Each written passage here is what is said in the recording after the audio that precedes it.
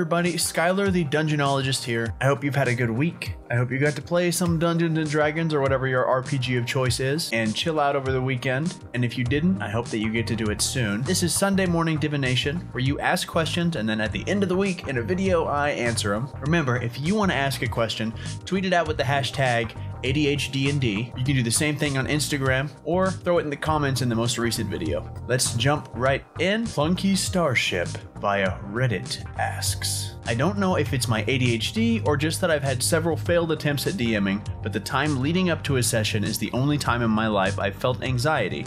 Not an exaggeration, because I actually freak out very badly and take everything that is happening personally. Technically not a question, but I can extrapolate. How do I deal with my anxiety leading up to a session? For many people with ADHD, there are dozens of us.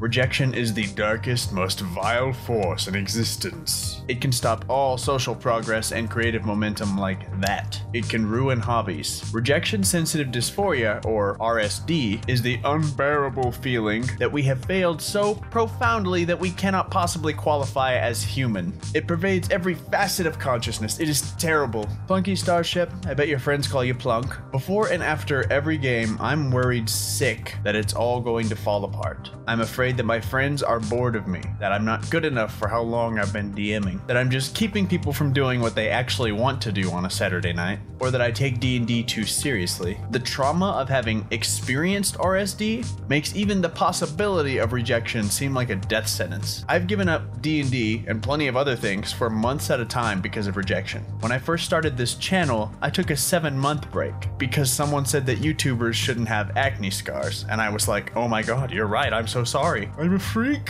I'm a cretin. I'm a monster. When I learned what RSD was, I felt empowered. It wasn't that I was some subhuman thing pretending to be good enough to play D&D or hang out with my friends, and that I can't do anything right. It was because of the freaking goblin, the ADHD goblin that wants to keep me safe and sound on Rejection Island, population 1. If we take anxiety at face value as this crippling, cosmic, nameless force, we don't have any power over it. But once you give it a name and a face, you can stare it down and say, listen, goblin, I don't care what you say. DMing is cool and I'm good at it. And after today, I'll be even better. Here's the hard pill to swallow. Even after you tell the goblin what's what, it's not going anywhere. It's your goblin. Anxiety, the fear of failure, can't be banished, but it can be recognized and accepted. In a weird way, it's your brain getting excited for what you're about to do. We just have these grooves in our neural network that carve out the path of least resistance for fear. But if you can reframe fear as a kind of excitement, if you let it pass over you and through you, and when it has gone past, turn your inner eye to see its path. Where the fear has gone will be nothing, and only you will remain. Frank Herbert did get one thing wrong with I must not fear. Fear is inevitable. It is going to be a part of your life probably every day, forever, or until you